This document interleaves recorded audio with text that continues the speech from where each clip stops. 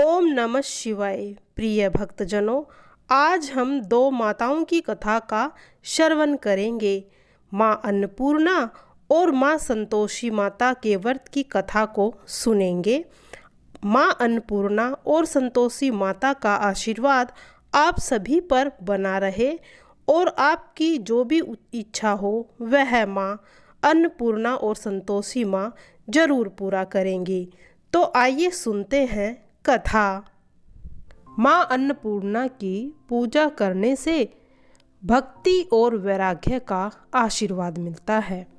माँ अन्नपूर्णा के व्रत का संकल्प 17 साल 17 महीने या 17 दिनों के लिए लिया जा सकता है। इस व्रत के दौरान दिन में सिर्फ एक बार फल खाना चाहिए। इस व्रत में बिना नमक का भोजन करना चाहिए। माँ अन्नपूर्णा की पूजा के लिए सुबह ब्रह्म मुहूर्त या शाम के समय का समय अच्छा माना जाता है।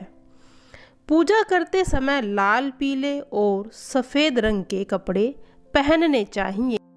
माँ अन्नपूर्णा की पूजा के लिए मूर्ति के सामने घी का दीपक जलाना चाहिए। पूजा में पूरा भोजन चढ़ाना चाहिए। भोजन चढ़ाने से पहले घर में किसी को भी भोजन नहीं करना चाहिए। भोजन चढ़ाने के बाद अन्नपूर्णा स्तोत्र का पाठ करना चाहिए या माँ के मंत्र का जाप करना चाहिए। माँ अन्नपूर्णा की पूजा के लिए रेशम के धागे की 21 गांठ बनाकर बांधनी चाहिए। माँ अन्नपूर्णा की पूजा के लिए आप प्रसाद बनाएं और वह प्रसाद सभी में वितरण कर दिए। आइए सुनते हैं माँ अन्नपूर्णा की कथा। पूर्व काल में काशी नगर में एक ब्राह्मण और ब्राह्मणी रहते थे। ब्राह्मण का नाम हरिहर और ब्राह्मणी का नाम हरगंगा था। हरिहर बड़ा ही विद्वान पंडित और प्रभु में आस्था रखने वाला था। यह आजीविका हेतु खूब मेहनत करता था, लेकिन भाग्य उसका कभी भी साथ नहीं देता था। कई बार तो पति पत्नी को भूखा ही रहना पड़ता था, जिससे घबराकर उसने काशी विश्वनाथ मंदिर जाकर उग्र तप करने का निश्चय किया।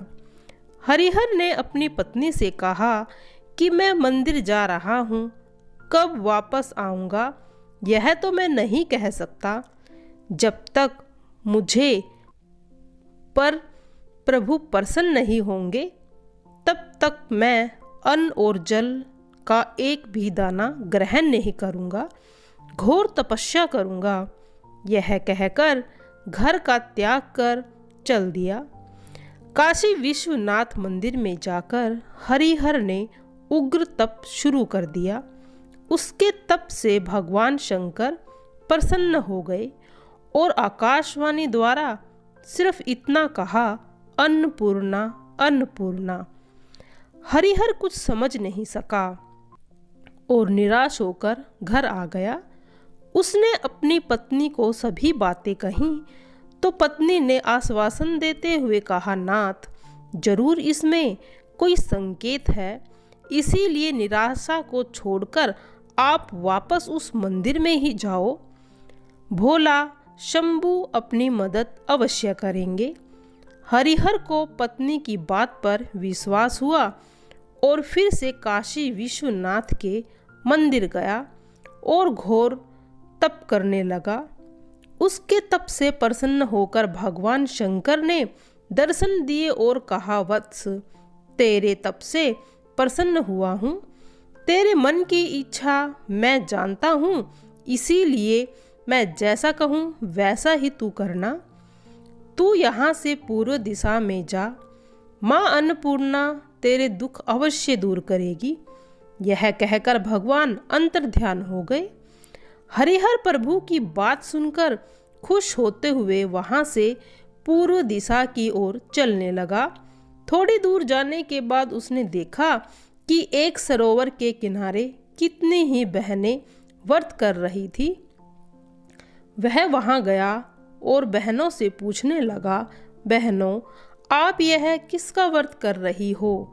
उसमें से एक बहन बोली, भाई, हम माँ अन्नपूर्णा का व्रत कर रही हैं।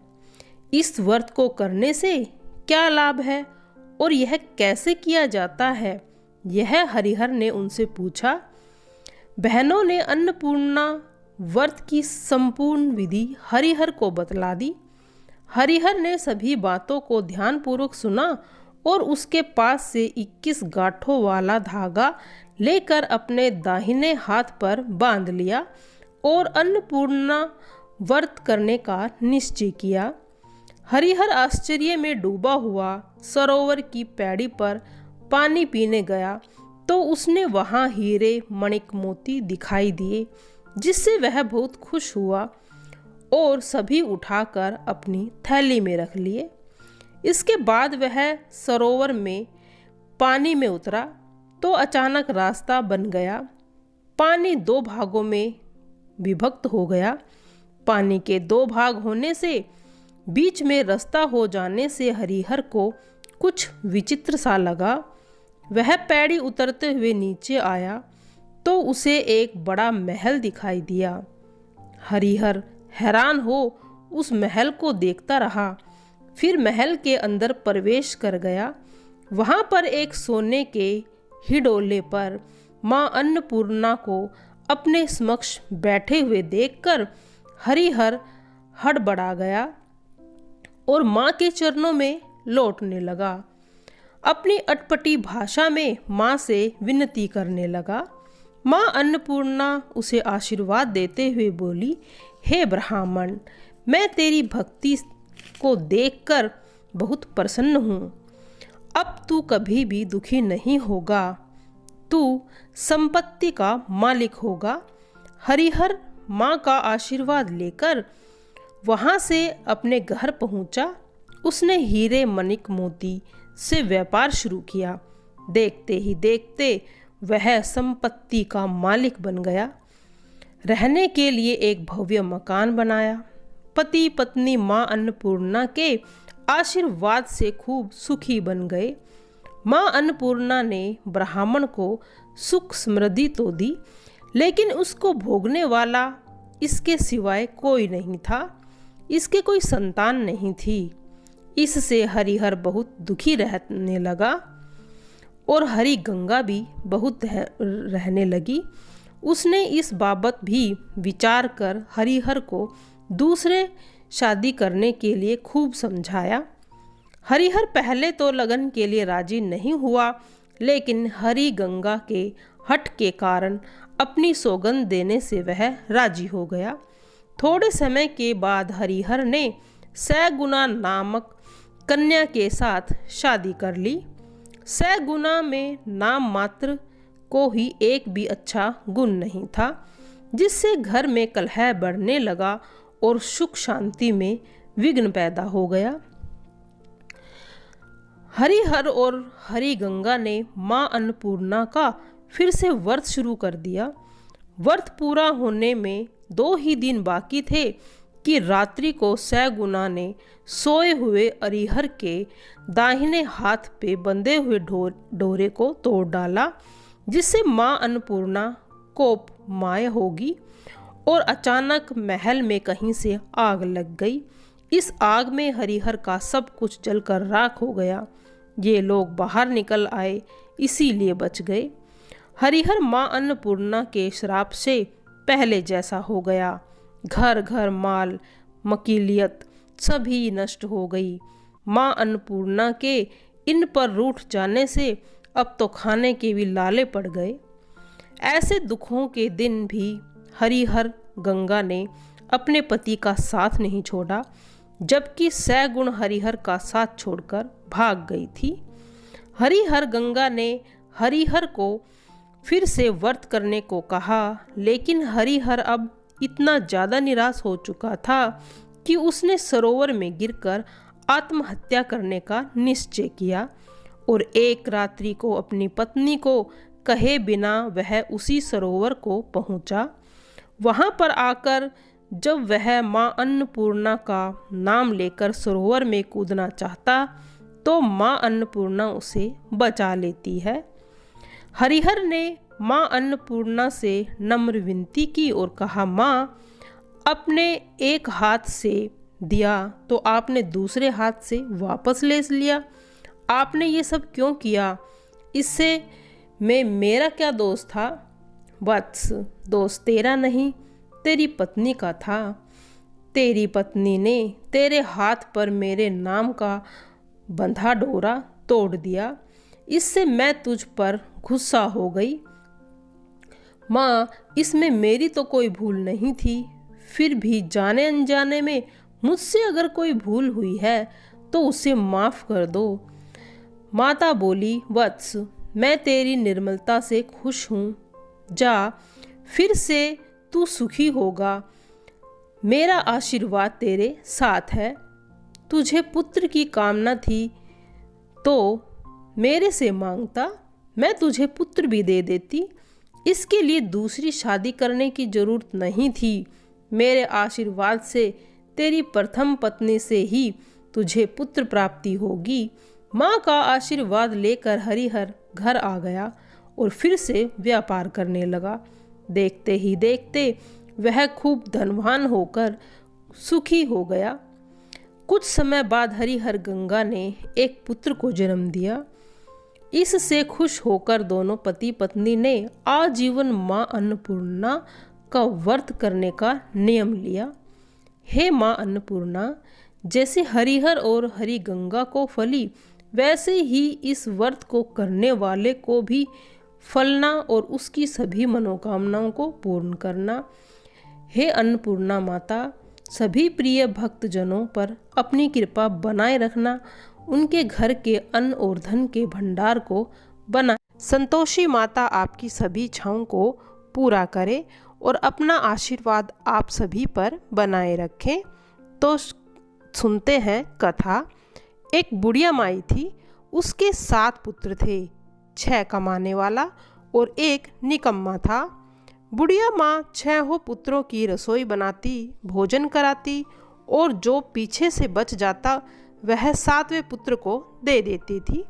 परंतु वह बहुत भोला भाला था, मन में कुछ विचार न करता। एक दिन अपनी बहू से बोला, देखो मेरी माता का मुझ पर कितना प्रेम है। वह बोली, क्यों नहीं, सबका झूठा बचा हुआ तुमको खिलाती है। वह बोला, भला ऐसा भी कोई हो सकता है? जब तक आंखों से ना देख लूँ मान नहीं सकता। बहू ने हंसकर कहा, तुम देख लोगे तो मान लोगे। कुछ दिनों बाद बड़ा त्योहार आया। घर में 7 प्रकार के भोजन तथा चूरमा के लड्डू बने। वह जांचने का सिर दर्द का बहाना कर पतला कपड़ा सिर पर ओढ़कर रसोई में सो गया और कपड़े में से सब कुछ देखता रहा। 6 भाई भोजन करने आए। माँ ने उनके लिए सुंदर सुंदर आसन बिछाए, 7 प्रकार की रसोई परोसी, सबको आग्रह करके जिमाया। वह देखता रहा। 6 भाई भोजन कर उठे तो माँ ने उनकी झूठी थाली में से लड्डुओं के टुकड़ों को उठाया और एक लड्डू बनाया। जूठन साफ कर माँ ने उसे पुकारा, उठ बेटा, 6 भाई भोजन कर चुके हैं, अब तू ही बाकी है, उठ न, कब खाएगा?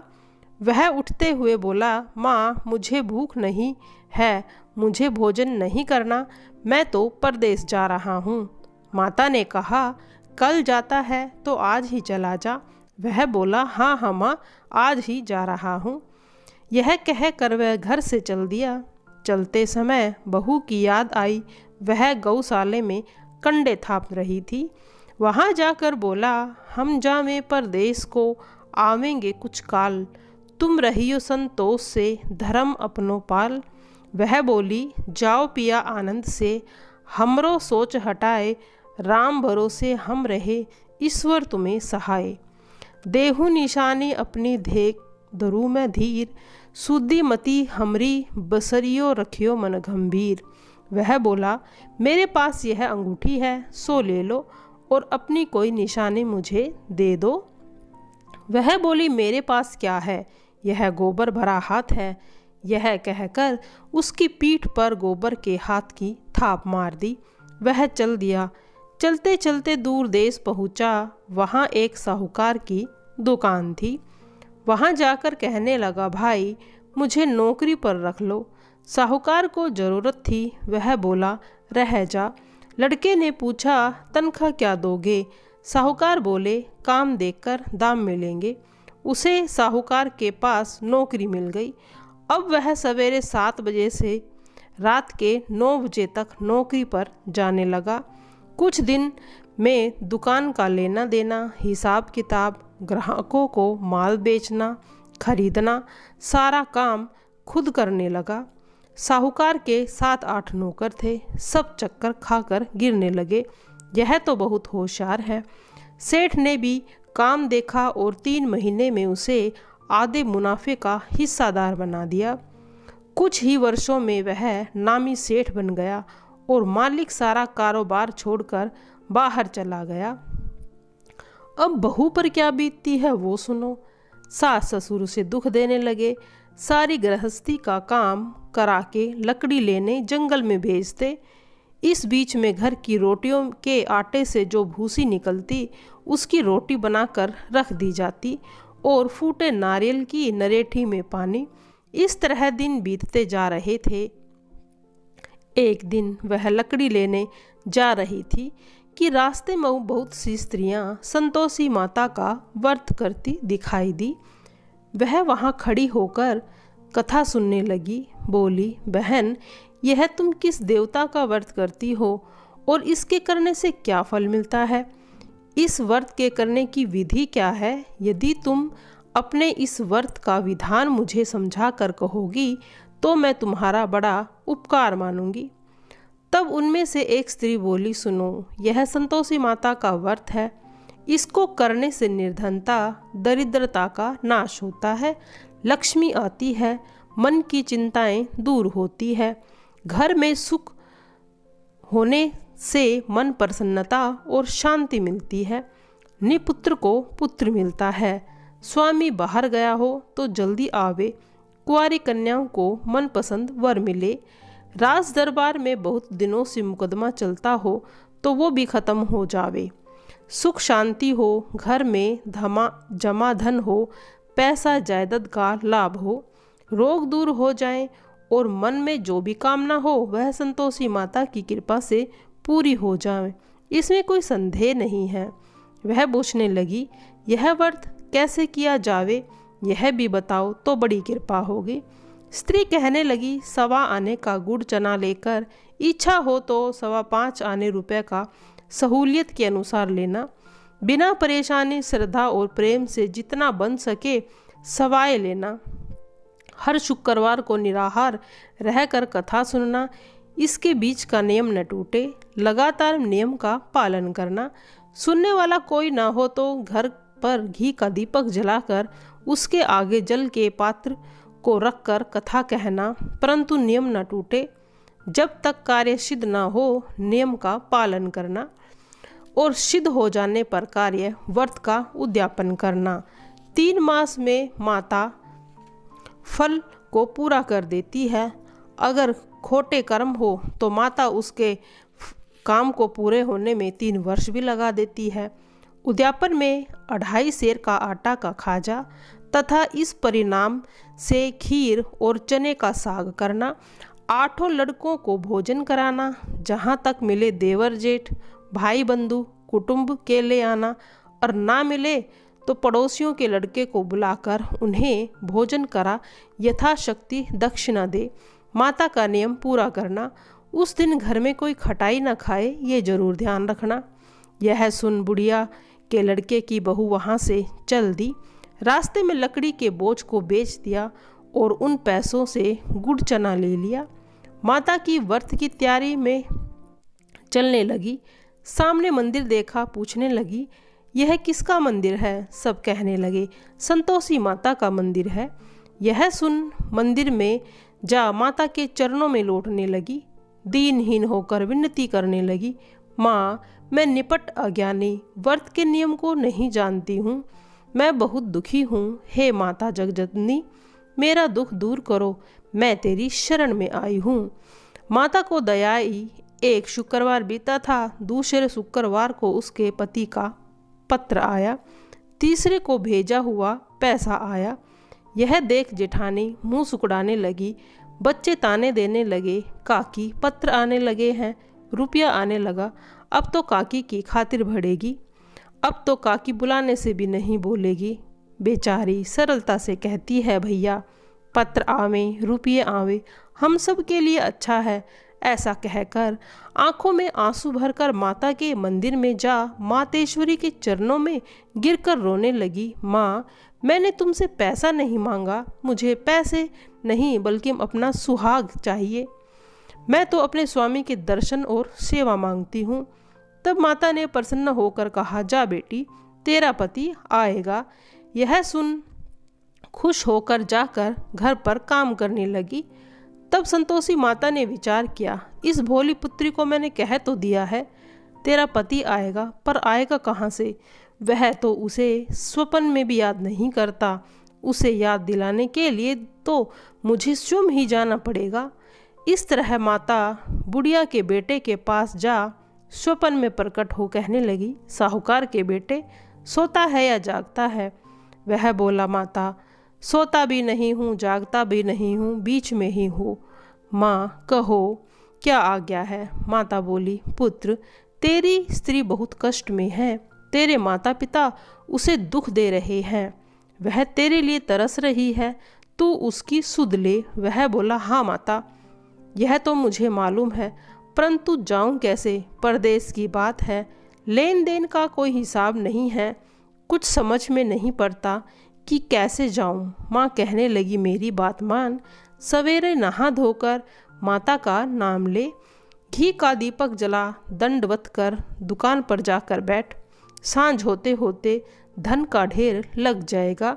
जब सवेरे बहुत जल्दी उठा तो उसने लोगों से अपने सपने की बात कही, तो उसकी बात अनसुनी करके खिल्ली उड़ाने लगे, कहीं सपने भी सच होते हैं। एक बूढ़ा बोला, देख भाई, मेरी बात मान, इस तरह साच झूठ करने के बदले देवता ने जैसा कहा है वैसा करने में तेरा क्या जाता है? उस बूढ़े की बात मान, नहा धोकर संतोषी माता को दंडवत प्रणाम कर घी का दीपक जला, दुकान पर जा बैठा। थोड़ी देर में क्या देखता है, देने वाले तो रुपया लाए और लेने वाले हिसाब लेने लगे। कोठे में भरे सामानों का खरीदार नकद दामों में सौदा करने लगे। शाम तक धन का ढेर लग गया। माता का चमत्कार देख प्रसन्न हो मन में माता का नाम ले घर जाने के वास्ते गहना कपड़ा खरीदने लगा। वहाँ के काम से निपटकर तुरंत घर रवाना हुआ। वहाँ बेचारी बहू जंगल में लकड़ी लेने जाती, लौटते वक्त माता जी के मंदिर में विश्राम करती। वह तो मानो उसका रुकने का स्थान ही बन चुका था। दूर से धूल उड़ती हुई देखती है तो माता से पूछती है, हे माता, यह धूल कैसी उड़ रही है? माता कहती है, हे पुत्री, तेरा पति आ रहा है, अब तू ऐसा कर, लकड़ियों के 3 गट्ठे बना ले, एक नदी के किनारे, दूसरे मंदिर के पास और तीसरा अपने सिर पर रख। तेरे पति को लकड़ी का गट्ठा देख तेरे प्रति मोह पैदा होगा, वह यहाँ रुकेगा, भोजन बनाकर खाकर माँ से मिलने जाएगा। तब तू लकड़ी का गट्ठा उठाकर और बीच चौक में लकड़ी का गट्ठा डालकर 3 आवाज़ जोर से लगाना, लो सासू जी, लकड़ी का गट्ठा, भूसे की रोटी दो, नारियल के खोपरे में पानी दो, आज मेहमान कौन आया है। माँ की बात सुनकर वह बोली, अच्छा माता, कहकर प्रसन्न हो वह लकड़ियों के 3 गट्ठे ले आई, एक नदी पर, एक माता के मंदिर पर रख दिया। इतने में एक मुसाफिर आ पहुंचा। सूखी लकड़ी देखकर उसकी इच्छा हुई कि वहां पर रुककर विश्राम करे। भोजन बनाकर खा पीकर गांव को गया। इस प्रकार भोजन बना, विश्राम कर वह गांव को चला गया, सबसे प्रेम से मिला। उसी समय बहू सिर पर लकड़ी का गट्ठा लिए आती है, लकड़ी का बोझा आंगन में डालकर जोर से 3 आवाज़ लगाती है, लो सासू जी, लकड़ी का गट्ठा। भूसी की रोटी दो, नारियल के खोपड़े में पानी दो, आज मेहमान कौन आया है। यह सुनकर सास बाहर आ अपने दिए हुए कष्टों को भुलाने हेतु कहती है, बहू ऐसा क्यों कहती है, तेरा ही तो पति आया है। आ बैठ, मीठा भात खा, भोजन कर, कपड़े गहने पहन। इतने में आवाज़ सुनकर उसका पति बाहर आता है और अंगूठी को देखकर व्याकुल हो पूछता है, माँ यह कौन है। माँ कहती है, बेटा यह तेरी बहू है, 12 वर्ष हो गए हैं जब से तू गया है, तब से सारे गांव में जानवर की तरह भटकती फिरती है। घर का काम काज तो कुछ करती नहीं, 4 समय आकर खा जाती है। अब तुझे देखकर भूसी की रोटी और नारियल के खोपड़े में पानी मांग रही है। वह लज्जित हो बोला, ठीक है माँ, मैंने इसे भी देखा, तुम्हें भी देखा, अब मुझे दूसरे घर की ताली दो तो मैं उसमें रहूं। माँ बोली, ठीक है बेटा, तेरी जैसी मर्जी, कहकर ताली का गुच्छा पटक दिया। उसने ताली ले दूसरे मकान में जा तीसरी मंजिल का कमरा खोलकर सारा सामान जमाया। एक दिन में वहाँ राजा के महल के ठाठ बाट बन गया। अब क्या था, बहू सुख भोगने लगी। इतने में अगला शुक्रवार आया। बहू ने अपने पति से कहा, मुझे माता का उद्यापन करना है। पति बोला, बहुत अच्छे, खुशी से करो। वह तुरंत ही उद्यापन की तैयारी में लग गई। जेठ के लड़कों को भोजन कराने के लिए कहने गई। उन्होंने मंजूर किया, परंतु पीछे से जेठानी अपने बच्चों को सिखाती है, देखो रे, भोजन के बाद सब लोग खटाई मांगना, जिससे उसका उद्यापन पूरा ना हो। लड़के जीवने आए, खीर पेट भरकर खाई, परंतु बात याद आते ही कहने लगे, हमें खटाई खाने को दो, खीर खाना हमें अच्छा नहीं लगता, देखकर अरुचि होती है। बहू कहने लगी, खटाई किसी को नहीं दी जावेगी, यह तो संतोषी माता का प्रसाद है। लड़के उठ खड़े हुए बोले, पैसा लाओ। भोली बहू कुछ जानती नहीं थी, सो उन्हें पैसे दे दिए। लड़के उसी समय उठ कर इमली खाने लगे। यह देखकर बहू पर माता ने कोप किया। राजा के दूत उसके पति को पकड़ कर ले गए। जेठ जेठानी मन मोटे खोटे वचन कहने लगे, साला लूट लूट कर धन इकट्ठा कर कर लाया था। राजा के दूत उसको पकड़ कर ले गए। अब सब मालूम हो जाएगा जब जेल की मार खाएगा। बहू से ये वचन सहन नहीं हुए, वह रोने लगी। रोते रोते माता के मंदिर को गई। माता से बोली, हे माता, यह तुमने क्या किया, मुझे हंसाकर अब क्यों रुलाने लगी हो। माँ बोली, पुत्री, तूने उद्यापन करके मेरे व्रत का भंग किया है, इतनी जल्दी सारी बातें भुला दी। वह कहने लगी, माता भूली तो नहीं थी, न कुछ अपराध किया, मुझे तो लड़कों ने भूल में डाल दिया था, मैंने भूल से उन्हें पैसे दे दिए, मुझे क्षमा करो। माँ बोली, ऐसी भी क्या भूल होती है। वह बोली, अब भूल नहीं होगी माँ, अब बताओ वो कैसे आएंगे। माँ बोली, जा पुत्री, तेरा पति तुझे रास्ते में ही आता मिलेगा। वह घर को चली। राह में पति आता मिला। उसने पूछा, तुम कहाँ गए थे। वह कहने लगा, इतना धन जो कमाया था उसका टैक्स राजा ने मांगा था, वह भरने गया था। वह प्रसन्न होकर बोली, भला हुआ, अब घर चलो। कुछ दिन बाद फिर शुक्रवार आया। वह बोली, मुझे माता का उद्यापन करना है। पति ने कहा, करो। फिर वह जेठ के लड़कों को भोजन के कहने गई। जेठानी लड़कों को फिर से सिखाने लगती है, तुम पहले ही खटाई मांगना। लड़के कहने लगे, हमें खीर खाना नहीं भाता, जी बिगड़ता है, कुछ खटाई खाने को दो। वह बोली, खटाई खाने को नहीं मिलेगी, आना है तो आओ। वह ब्राह्मणों के लड़के को बुलाकर भोजन कराने लगी। यथाशक्ति दक्षिणा दे एक एक फल उन्हें दिया। इससे संतोषी माता प्रसन्न हुई। माता की कृपा से 9वें मास में उसको चंद्रमा के समान सुंदर पुत्र उत्पन्न हुआ। पुत्र को ले जाकर रोज मंदिर में माता के ले जाने लगी। माँ ने सोचा कि यह रोज आती है, आज क्यों न मैं इसके घर चलूं, इसका आसरा देखूं तो सही। यह विचार कर माता ने भयानक रूप बनाया। गुड़ चने से सना मुख, ऊपर से सूंड के समान होठ, उस पर मक्खियाँ भिन बना रही थी।